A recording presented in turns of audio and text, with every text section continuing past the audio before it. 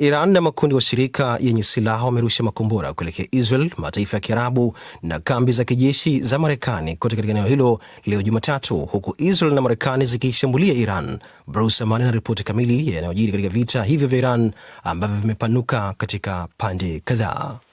Ukubwa wa mashambulizi hayo, mauaji ya kiongozi mkuu wa Iran Ayatollah Ali Khamenei na ukosefu wa mpango wote dhahiri wa kusimamishwa mashambulizi unaonyesha kuwa mzozo huo hautaisha hivi karibuni. Tayari umesababisha madhara makubwa. Maeneo ambayo yametambulika kuwa salama katika Mashariki ya Kati kama vile Dubai yameshuhudia makombora yakidondoka. Mamia ya maelfu ya abiria wa ndege wamekwama kote ulimwenguni. Bei ya mafuta imepanda na washirika wa Marekani wameahidi kusaidia kuzuia makombora na droni za Iran.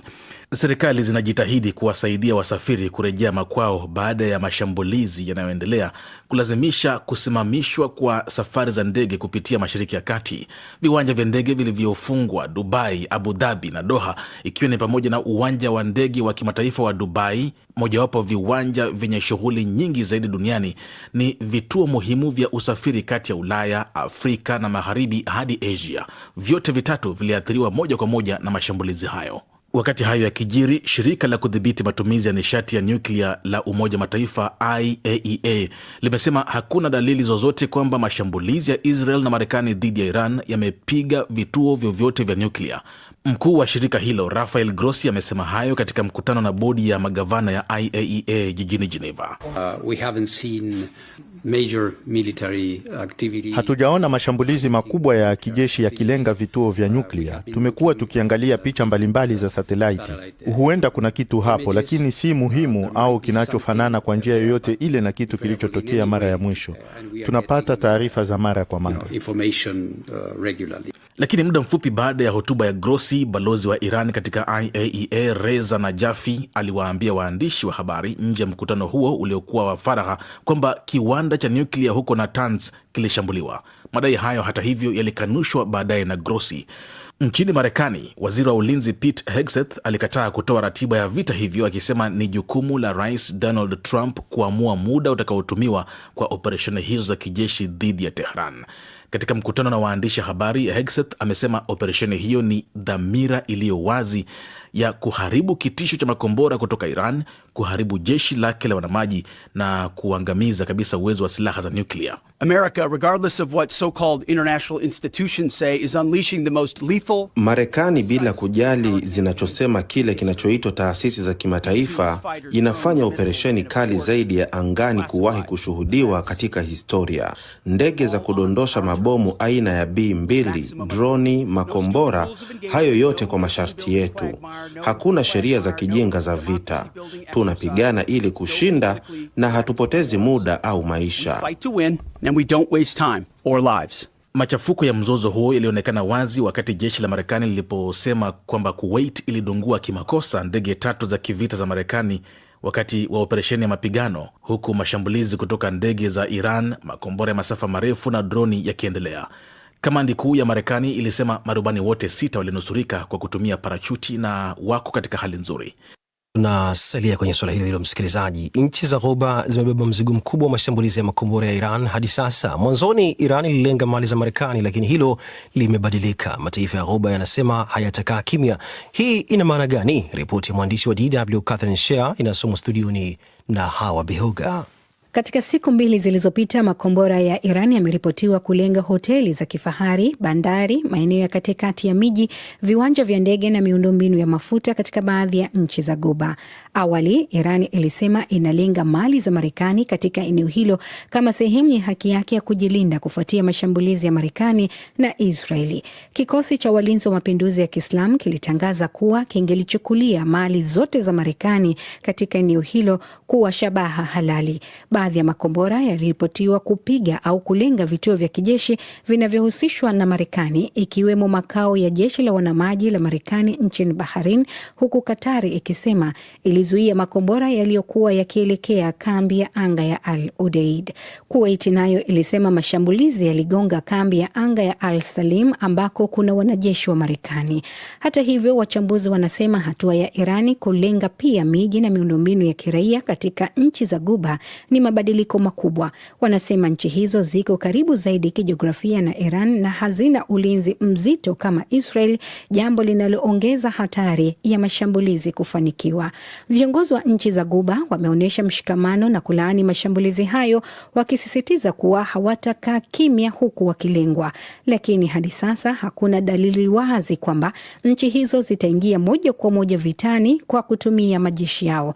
Mchambuzi wa DW Ibrahim Rahbi anasema nchi za Kiarabu ambazo Iran amekuwa akishambulia hazina mifumo ya ulinzi ambayo inaweza ikalingana na mifumo ya ulinzi ya Israeli. Kwa hiyo kama watajiingiza moja kwa moja kwenye mzozo huu, nadhani athari zaidi itakuwa kwao, kwa sababu kwanza wapo karibu, alafu hawana uwezo wa kujilinda dhidi ya makombora makali ya Irani. Kwa miaka mingi, mkakati wa usalama wa nchi za Ghuba umekuwa ukitegemea uwepo wa kijeshi wa Marekani na ununuzi wa silaha za kisasa kama njia ya kuzuia mashambulizi. Wakati huo huo, katika miaka hivi karibuni, baadhi ya nchi kama Saudi Arabia na Falme za Kiarabu zimejaribu kuboresha uhusiano wa kidiplomasia na Iran ili kupunguza mvutano wa kikanda.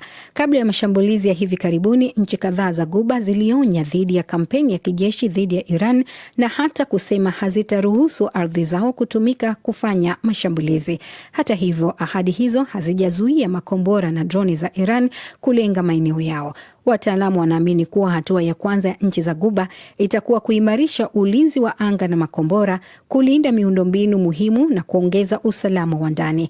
Pia zinatarajia kuimarisha juhudi za kidiplomasia kupitia mataifa kama Oman na Qatar ili kutafuta njia ya kupunguza mvutano.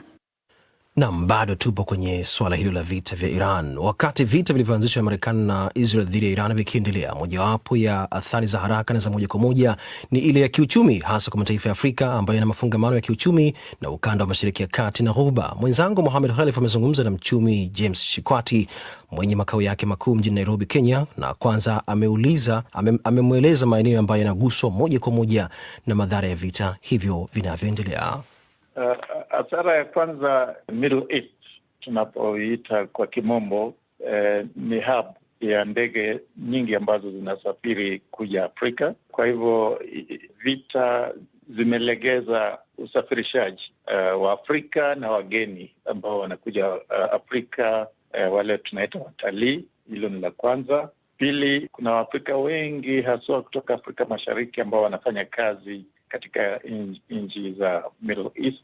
Huenda itatatiza uwezekano wa hao kuweza kutuma zile hela huwa wanatuma kwa watu ambao walibaki nyumbani ili kuendeleza sera tofauti tofauti. Nataka kidogo utupe mahesabu ya kiuchumi, kiwango cha fedha ambacho kinatoa kwa wafanyakazi wa Kiafrika ambao wapo katika mataifa ya kigeni, kia nafasi gani kwenye uchumi wa nchi za Kiafrika, hata kama zinapokosekana ikawa unadhani patakuwa na tatizo la kiuchumi? Nikijaribu kusema tukitumia Kenya peke yake, tunaweza tukasema karibu milioni 50 million dollars. Na tena hiyo ni Kenya peke yake. Kwa hivyo hatujaongelea Uganda, hatujaongelea Tanzania, hata hatujasonga chini kwenda West Africa kule. Hiyo ni mfano tu. Kwa hivyo tukiweka Afrika yote pamoja, utapata kwamba ile remittances zenye zinatoka nchi za Uarabuni kuja huku huenda zikafika karibu bilioni hata 3 hivi dola. Pia tena itakuwa changamoto ya Waafrika wanaweza wakasaidiaje wenzao ambao wanaishi katika hizo nchi. Kwa hivyo ni changamoto kubwa ile, kwa kimombo wanasema humanitarian, tatizo la kibinadamu, kwamba itabidi sasa mataifa ya Afrika yagharamike fedha zake zenyewe kuwahudumia watu ambao kwa mataifa hayo wanapaswa kuwahamisha au kuwahudumia katika kipindi ambacho shida inaelekea. Unakusudia hivi bila shaka? Kwa hivyo hiyo ni ya kibinadamu, hatujaingilia kibiashara. Naam. Bei ya mafuta ikienda juu, basi uchumi zote huwa zinapata tatizo, kwa sababu tunaita cost of production, ile